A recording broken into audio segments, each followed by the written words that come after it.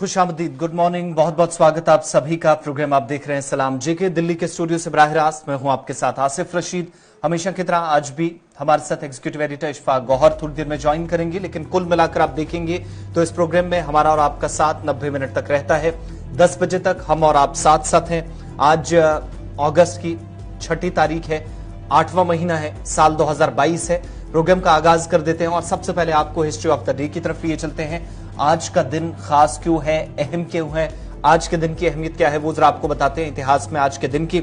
और आपको ये भी बताएंगे कि आज के दिन न सिर्फ हिंदुस्तान में बल्कि हिंदुस्तान के बाहर भी कौन से ऐसे वाकयात हैं जो सबसे ज्यादा सुर्खियों में हैं। हिस्ट्री ऑफ द डे से आगाज करते हैं। प्रोग्राम जहां पर आप टेलीविजन स्क्रीन पर हमारे साथ देख रहे हैं, वहीं दूसरी तरफ आप हमारे साथ ज्वाइन करेंगे तमाम सोशल मीडिया प्लेटफॉर्म्स पर भी। हमारी ऑफिशियल वेबसाइट पर भी खबरें आप आसानी से न सिर्फ देख सकेंगे बल्कि तहरीरी कंटेंट भी वहां मौजूद है। आसानी से आपके लिए खबरें वहां पर मौजूद रहेंगी तस्वीर और वीडियोस के साथ। तो www.gulistannews.in पर एक क्लिक पर गुलिस्तान की पूरी खबरें, पूरी डिटेल्स आपके सामने पहुंच जाएंगी। लेकिन फिलहाल आगाज करते हैं प्रोग्राम का।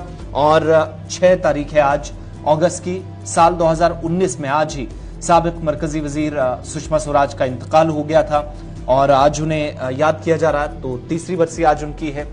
तमाम सियासी जमातों के लीडरान उन्हें खराजे क़ीदत पेश कर रहे हैं, उनकी खिदमात को याद किया जा रहा है।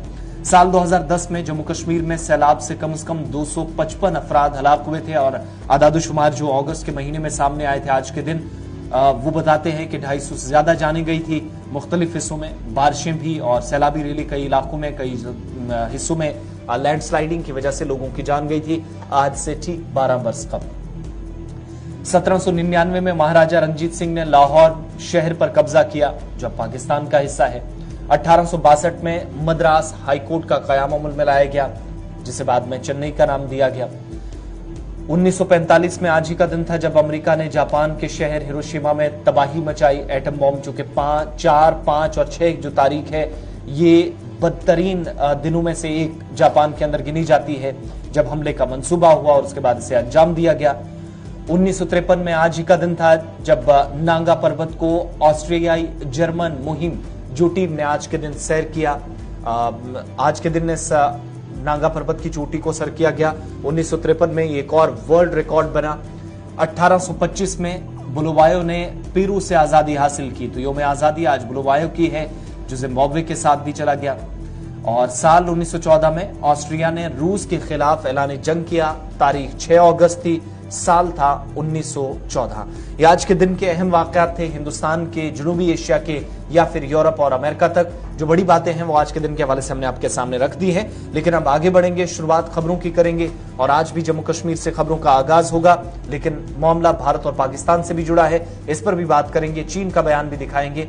हमारे साथ स्टूडियो में मौजूद हैं एग्जीक्यूटिव एडिटर इशफाक गौहर। आगाज करते हैं प्रोग्राम का। बहुत शुक्रिया जी आसिफ रशीद, और आपका भी बहुत बहुत शुक्रिया जी ज्वाइन करने के लिए। हमारे साथ खबरों के सफर की करते हैं शुरुआत और सबसे पहले उन 2 बड़ी अहम खबरों से शुरुआत करेंगे जिनका ताल्लुक जम्मू कश्मीर से है लेकिन बयानात बैरून मुल्क से आए हैं। यानी बयान जम्मू कश्मीर की सियासत को लेकर 2 तरफ से आया है। पहला बयान चीन का क्या कुछ है, भारत और पाकिस्तान को लेकर चीन का बड़ा बयान आया है और यह साफ कर दिया है कि भारत और पाकिस्तान को जम्मू कश्मीर के मसले को इफ़ाम और तफ़हीम के जरिए से, मज़ाकरात के जरिए से हल करना होगा। चीन ने कल जब तीसरी बरसी बनाई जा रही थी, जब जम्मू कश्मीर को खुसूसी इख्तियारात खत्म कर दिए गए और रियासत का दर्जा खत्म करके उसे यूनियन टेरिटरी में मुंतकिल कर दिया, तो उसकी कल तीसरी बरसी थी, कल 5 अगस्त था। इसको लेकर चीन की तरफ से बयान आया और चाइना की तरफ से जो बयान सामने आया, दफ्तर खारजा ने जो बयान दिया है उसमें उन्होंने भारत और पाकिस्तान को यह मशवरा दिया है कि जम्मू कश्मीर के मुतनाज़ मसले को बातचीत के जरिए से हल करें। एक तो ये बात कही गई है और दूसरी बात यह भी कही गई है कि जम्मू कश्मीर का मामला एक कदीम मामला है और दोनों मुल्कों के बीच में सन 47 से लेकर इस पर कई बार मफाहमत भी हुई और कई बार जंगे भी हुई है। ताहम मामला अभी भी इल्तिवा में है जिस पर गुफ्तगू करना बहुत ज्यादा जरूरी है।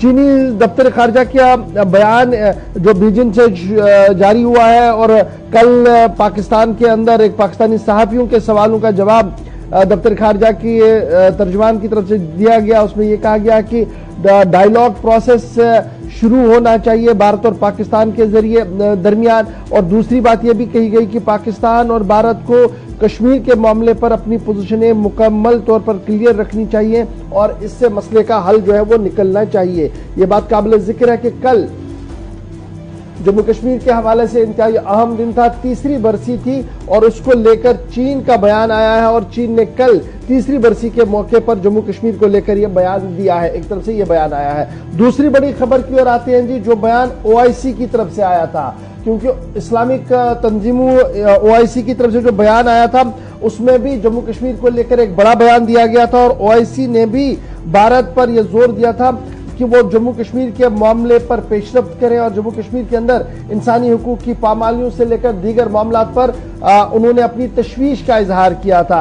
इस पर दफ्तर खारजा के तर्जुमान का रिएक्शन भी सामने आया है और दफ्तर खारजा के तर्जुमान की तरफ से जो बयान सामने आया उसमें यह कहा गया है कि ओआईसी हमेशा बैनुल-अक़वामी कम्युनिटी बैनुल-अक़वामी मामलात में उलझना चाहती है, दरअसल उन मामलात में उलझना चाहती है जहां पर उनके हकीर मकासद छुपे होते हैं और लगातार उनका यह मानना है कि तासुब की झलक इस बयान से साफ दिख रही है जो ओआईसी की तरफ से सामने आया। तासुब की झलक इस बयान से दिख रही है जो ओआईसी की तरफ से आया है। एक सख्त रद्द-ए-अमल कल दफ्तर खारजा भारत की तरफ से ओआईसी के बयान पर आया है। साथ साथ तीसरी बरसी के मौके पर जब हम ये बात कर रहे हैं तो मैंने पहले कहा कि चीन का बयान आया, दूसरा बयान आया था ओआईसी की तरफ से जिन्होंने इस मामले पर बातचीत करने के लिए कहा था और ये कहा था कि मामला मुतनाज़ा और दफा 370 और 35A के इख्तिताम से मसला खत्म नहीं होता है, बल्कि अक़वाम मुत्तहिदा की दीरीना जो करारदातें हैं, जो पुरानी करारदातें हैं, उनके तहत ही जम्मू कश्मीर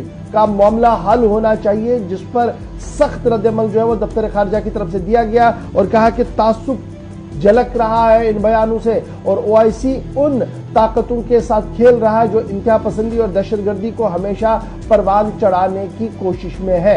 एक तरफ से ये माना जा रहा है। इधर जो जराया है, जो दफ्तर खारजा के करीबी लोग हैं, उनका मानना है कि पाकिस्तान की तरफ से लगातार ये कोशिश की गई थी पिछले कई हफ्तों के दौरान कि कई मुल्कों की तरफ से बयान जारी हो, जिनमें एक कामयाबी जरूर उन्हें मिली है कि चीन और ओआईसी का बयान सामने आया है। ताहम जिन दीगर मुल्कों के साथ उनके राब्ते थे, चीन और दीगर मुल्कों के रूस और दीगर ममालिक के साथ भी वो राब्ते में था कि वहां से भी बयान जारी हो, वहां पर उनके दफ्तर खारजा ने साफ मना कर दिया कि वो भारत के साथ इस तरीके के ताल्लुकात में है कि वो यहां पर इस मसले में नहीं उलझना चाहते। तो फिलहाल 5 अगस्त को लेकर 2 बड़े बयान आए हैं। रात देर गए बयान जारी किया गया चीन की तरफ से। ओआईसी के बयान पर इंतहाई सख्त रद्द-ए-अमल जो है वो दफ्तर खारजा के तर्जुमान की तरफ से दिया गया और कहा गया कि तासुब झलक रहा है ओआईसी के इस बयान से जो जम्मू कश्मीर को लेकर उनकी तरफ से दिया गया है। जी आसिफ, जम्मू कश्मीर के ताल्लुक से 2 बड़े बयानात आपके सामने रखे हैं, लेकिन अब मजीद आगे बढ़ेंगे। जब भारत, पाकिस्तान और चीन के हवाले से बात हो रही है तो दुनिया भर के अंदर जो कशीदगी है वो मुसलसल बढ़ती जा रही है और 2 आलमी ताकतें शायद इस वक्त आमने सामने आ रही हैं। ऐसी सूरत हाल बन रही है। ताजा बयान और जो खबरें हैं वो अमेरिका और चीन के हवाले से, और बड़ी इसमें पेशरफ्त हुई है कि चीन और अमेरिका के दरमियान यानी 2 बड़ी आलमी सतह की ताकतों के बीच भी अब दूरियां पैदा होना शुरू हो गई हैं और तारकीन वतन हो या दोनों मालिक के ताल्लुकात हों, उसमें एक बार फिर कशीदगी, क्योंकि चीन ने अमेरिका के साथ फौजी मुज़ाकरात खत्म करने का ऐलान कर दिया है। और ये बड़ी खबर इस वक्त, क्योंकि चीन का अमेरिका के साथ फौजी मुज़ाकरात का सिलसिला गुज़श्ता कई बरसों से जारी था और इन सब के बीच में अमेरिका और चीन के दरमियान कशीदगी एक बार फिर बढ़ती नजर आ रही है, क्योंकि साफ चीन ने कर दिया है कि अमेरिका के साथ फौजी मुज़ाकरात अब न सिर्फ खत्म होंगे बल्कि तारकीन वतन का जो मामला था या मुतअद्दिद मामलात पर ताउन अमेरिका के साथ चल रहा था उसको खत्म कर दिया जाएगा। ये कब हुआ? जब अमेरिका की ऐवान नुमाइंदगान की जो स्पीकर है नैन्सी पेलोसी, उनने ताइवान का दौरा किया और उस दौरे के जवाब में अमेरिका के साथ आला सतह की जो फौजी मुज़ाकरात थे मनसूख करने और जो मुतअद्दिद मामलात को लेकर ताउन दोनों मालिक के दरमियान था उसको खत्म करने का ठीक 48 घंटों के अंदर चीन ने ऐलान कर दिया है। बीजिंग से जो खबरें मौसूल हो रही हैं, जो मीडिया रिपोर्ट्स चीन की हैं, वो ये भी बताती हैं कि चीन के जो मिलिट्री रहनुमा हैं वो मुलाकातों का सिलसिला जारी रखे हुए थे। अमेरिकन फोर्सेस के लीडर जो लीडरशिप है यानी वहां की मिलिट्री लीडरशिप है उसके साथ बातचीत का सिलसिला चल रहा था, लेकिन अमेरिका के साथ मौसमियाती तब्दीली के हवाले से और मुज़ाकरात जो दोनों ममालिक के दरमियान और आने वाले वक्त में इकदामात उठाए जाने थे, सारे के सारे फौजी सतह से इसकी शुरुआत हुई है। जितने मुज़ाकरात हो रहे थे वो मुअत्तल करने का न सिर्फ ऐलान किया गया है, बल्कि तारकीन वतन को भी जगह देने और न देने पर चीन ने मन बना लिया है और अमेरिका के सामने वाज़ेह पॉलिसी अपनी रख दी है। यह भी कहा जा रहा है कि क्रॉस बॉर्डर जो क्राइम प्रिवेंशन है, इंसदाद मंशियात और गैर कानूनी तारिक वतन की वापसी से मुतल्लिक भी जो तातुल था उसको खत्म करते हुए चीन ने ऐलान कर दिया है कि वो किसी भी तरीके से बातचीत जारी नहीं रख सकता। और उन हालात में जब हमने ये भी देखा 12 घंटों के अंदर ही ताइवान की सरहद तक चीन के जेट तैयारों की तरफ से मशकें की गई और पिछले 24 घंटों में भी मशकें जारी रही। अमेरिका का इस पर सख्त रद्दअमल तो था ही, लेकिन चीन ने अब फौजी सतह के ताल्लुकात खत्म करने का ऐलान अमेरिका के साथ कर दिया है, जिसका मतलब यह हुआ कि आने वाले दिनों में दोनों की जो मिलिट्री लीडरशिप थी वो बातचीत जारी नहीं रख सकेगी और इससे सूरत हाल और भी कशीदा होती जा रही है। इसके साथ साथ एक और खबर जोड़कर अमेरिका के हवाले से आपको बताएं, क्योंकि ये कब हुआ है, जब नैन्सी पेलोसी का दौरा हुआ है और यूएस ने इन सब के बीच में जो चीन के जो एम्बेसडर हैं, जो सफीर हैं, उनको भी तलब कर लिया है और वहां पर जो मिसाइल दागे गए हैं ताइवान के आसपास जो मशकें हुई हैं उस पर एहतिजाज व्हाइट हाउस की तरफ से दर्ज कराया गया है। व्हाइट हाउस की चीन की जानिब से जब चीनी सफीर को तलब किया गया तो अमेरिका ने ताइवान में चीन की फौजी मशकों की ये दूसरी मर्तबा 48 घंटों में मुजम्मत की है, अपना एहतिजाज दर्ज कराया है और अमेरिका खित्ते के अंदर किसी भी किस्म का बहरान नहीं चाहता, ये क्लियर कर दिया गया। यानी दो बड़ी डेवलपमेंट्स हुई हैं नैन्सी पेलोसी के दौरे के बाद। एक, जहां चीनी सफीर वॉशिंगटन के अंदर जिन्हें बुलाया गया है, व्हाइट हाउस ने उन्हें तलब किया, एहतिजाज दर्ज कराया, तो इधर चीन ने कुछ घंटों के बाद फैसला ले लिया कि वो आने वाले दिनों में मुज़ाकरात अमेरिका के साथ जारी नहीं रख सकता। चलिए जनाब, ये तो थी बात अहम, क्योंकि आलमी जंग की तैयारियों में क्या बड़े मुल्क जुट चुके हैं, एक बड़ा सवाल है। क्योंकि जिस तरीके का माहौल ताइवान को लेकर चीन और अमेरिका के बीच बन रहा है और जिस तरीके से फिजा से लेकर सरहदों तक और सरहद से लेकर समंदर तक हलचल चीन के अंदर दिख रही है, वो ये साफ लगा रहा है कि आने वाले दिनों में ताइवान पर भारी परेशानियां जो है वो देखने को मिल सकती हैं। लेकिन अमेरिका का रोल वहां पर क्या कुछ रहेगा, इस पर मौसर होगा कि सब बंदी इस साउथ एशिया के खिते के अंदर किस तरीके से हो सकती है। बढ़ते हैं जी आगे, बात जरा जम्मू कश्मीर की भी करते हैं, क्योंकि जम्मू कश्मीर के अंदर क़याम अमन से लेकर इंतखाबात तक की बात हो रही है। और जहां गुज़श्ता महीने हमने आपको बताया कि इलेक्शन कमीशन लगातार मीटिंग्स पे मीटिंग्स कर रहा है, वहीं पर कल एक बार फिर लेफ्टिनेंट गवर्नर मनोज सिन्हा साहब ने इस बात का इशारा दिया कि इस साल के आखिर से शुरुआत होगी जम्मू कश्मीर के अंदर एक नए आगाज की। ताहम हतमी तारीखों का ऐलान इनका जो है वो इलेक्शन कमीशन की तरफ से किया जाएगा। मनोज सिन्हा साहब ने कल अपनी एक बड़ी बात सामने रखी है। जो लेफ्टिनेंट गवर्नर जम्मू कश्मीर के हैं उनका मानना है कि जम्मू कश्मीर के अंदर इंतखाबात कराना इलेक्शन कमीशन का दायरे इख्तियार है और इलेक्शन कमीशन किसी भी वक्त तारीखों का ऐलान कर सकता है, हालात साजगार है। जम्मू कश्मीर के अंदर अगस्त 2019 के बाद हालात बेहतरी की ओर बढ़ रहे हैं और ये अब ख्वाब नहीं हकीकत बन रहा है कि सरमायाकारी भी हो रही है और सरमायाकारों को कश्मीर और जम्मू की सरजमीन पसंद भी आ रही है। नौजवानों के रोजगार के रास्ते भी खुल रहे हैं। ये दावा नहीं, एक हकीकत है। मनोज सिन्हा ने कल ताल ठोककर एक बार फिर लाल चौक के इलाके से इस बात को दोहराया है। कल ही मनोज सिन्हा की तरफ से इस बात को भी साफ कर दिया गया कि मौजूदा दौर के दौरान 2019 के बाद कोई भी सियासी वर्कर इस वक्त हाउस अरेस्ट नहीं है। अब ये बड़ा इंपॉर्टेंट बयान है, कोई भी सियासी वर्कर, पॉलिटिकल वर्कर इस वक्त हाउस अरेस्ट नहीं है। कल की दो अफवाहें भी आपके सामने हैं जिसको लेकर पुलिस ने रात देर गई ट्विटर पर जानकारी दी थी, लेकिन ये जो मीरवाइज वाला मामला है उस पर कहीं ना कहीं दबे अल्फाज में ही सही ये साफ कर दिया कि उसे पॉलिटिकल वर्करों की फहरिस्त में नहीं है, क्योंकि वो हाउस अरेस्ट अभी भी है। जिस तरीके की बातें 2-3 दिन से चल रही थी, कल उन्होंने कहा कि कोई भी वर्कर जो है, पॉलिटिकल वर्कर जो है वो हाउस अरेस्ट नहीं है। अच्छा, नौकरियों को लेकर भी कल लेफ्टिनेंट गवर्नर साहब का बड़ा बयान सामने आया। उन्होंने कहा कि जिन मिलिटेंटों की अहल खानाओं को नौकरियां फराहम की गई, यानी मिलिटेंसी के साथ जो लोग वाबस्ता थे उनके अहल खाना को, उनके अजीजों को नौकरियां फराहम की गई और सरकार ने उन्हें नौकरियों से बाहर किया है। और जब तक अब ये हुकूमतें इदारे चलेंगे तब तक ये सिलसिला जारी रहेगा। यानी जीरो टॉलरेंस टुवर्ड्स मिलिटेंसी और zero tolerance towards buying a peace. ये बड़ा बयान उनकी तरफ से आया कि हम अमन खरीद नहीं रहे हैं बल्कि अमन को अमली तौर पर कायम कर रहे हैं। ये डिप्लोमेटिक स्टेटमेंट भी है और बड़ा बयान भी है जो लगातार दिया जा रहा है। इधर उन्होंने कल ये साफ कर दिया कि मरकजी वजीर दाखिला अमित शाह की तरफ से पहले ही ये साफ कर दिया गया था कि रियासत के अंदर इंतखाबात डिलिमिटेशन कमीशन की सिफारिशात के बाद होंगे और डिलिमिटेशन ने अपना काम कर दिया है। इंतखाबात बहुत जल्द होंगे, लेकिन स्टेटहुड रेस्टोरेशन के हवाले से स्टेटहुड को कब बहाल किया जाए ये अप्रोप्रिएट टाइम पर दिया जाएगा। दोबारा से उस अल्फाज को दोहराया जो दाखिला वजीर की तरफ से on the floor of the house दोहराया गया था। कल एक सवाल के जवाब में मनोज सिन्हा साहब ने कहा कि जम्मू कश्मीर के अंदर इलेक्टेड गवर्नेंस का निजाम मौजूद है, एक सिस्टम एमएलए को छोड़कर। और कल ने कहा कि 30,000 इलेक्टेड रिप्रेजेंटेटिव, चाहे वो सरपंच हो, पंच हो, डीडीसी मेंबर हो, अर्बन लोकल बॉडीज के रिप्रेजेंटेटिव्स हो, पार्लियामेंटेरियन में हमारे हो, ये सारे इलेक्टेड हैं और इनकी तादाद कम से कम 30,000 के करीब है जो इलेक्शन के जरिए से लोग जीत कर आए हैं। कल ही उन्होंने साफ कर दिया कि arm force special power act का हटना फिलहाल मुमकिन नहीं है क्योंकि आर्मी लगातार मदद कर रही है और सरहदों की जिस तरीके से हिफाजत हो रही है वो किसी से छुपी नहीं है।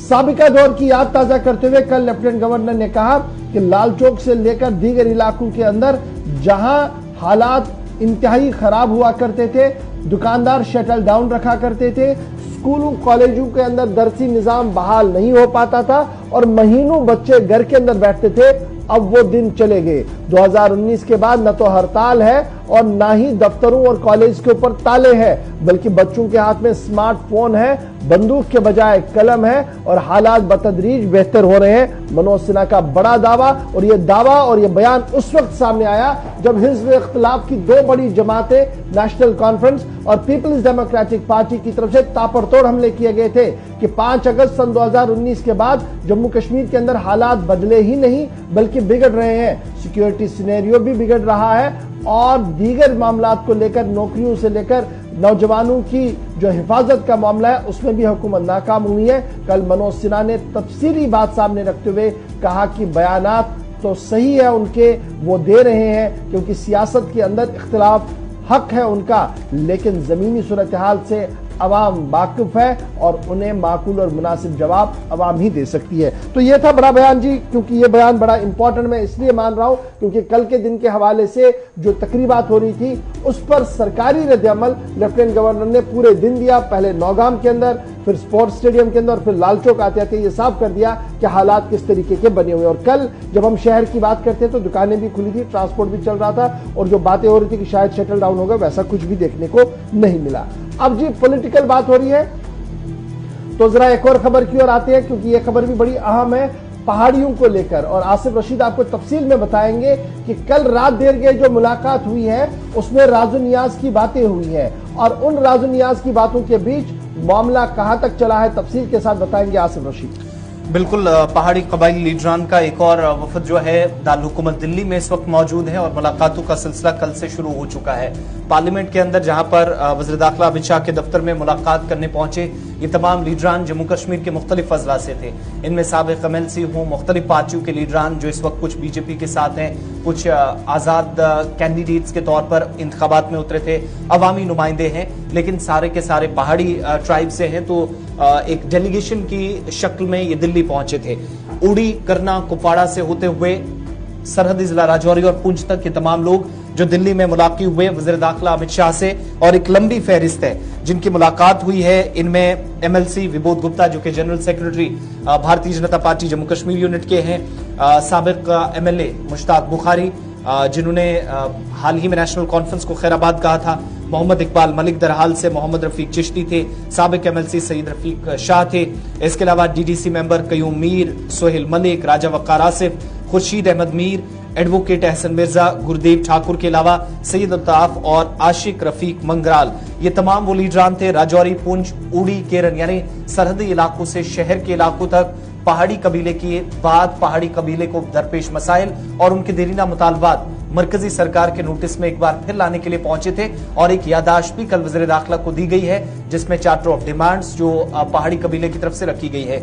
लेकिन सबसे बड़ा मामला और सबसे बड़ा सवाल पिछली मुलाकात से अब तक ये था कि क्या इंतखाबात से कब्ल वो वादा पूरा किया जाएगा जिसका जम्मू पहुंचकर खुद वज़ीर दाखिला ने वादा किया था कि जो एसटी स्टेटस है वो पहाड़ियों को भी दिया जाएगा, और इशारों में कहा था कि इंतखाबात से कब्ल एक बड़ी खबर जो है वो इस कबीले को सुनाई सरकार की तरफ से दी जाएगी, खुशखबरी होगी।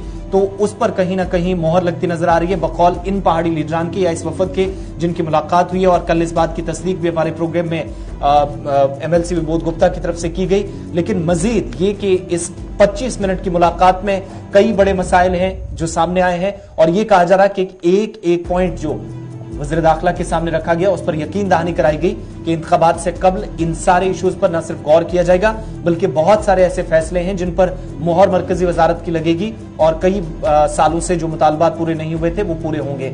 अब ये जो पहाड़ी लीडरान है इनकी मुलाकात पर और भी बात करेंगे, लेकिन पहले जरा आपको एक साउंड बाइट भी सुनाते हैं, क्योंकि पार्लियामेंट के अंदर जब ये मुलाकात हो रही थी पार्लियामेंट के खुसूसी दफ्तर में, तो उसके बाद मुलाकात में जो अहम पॉइंट्स रखे गए इन लीडरान की तरफ से उस पर एश्योरेंस क्या मिली है वो जरा आपको सुनाते हैं इन लोगों की बात।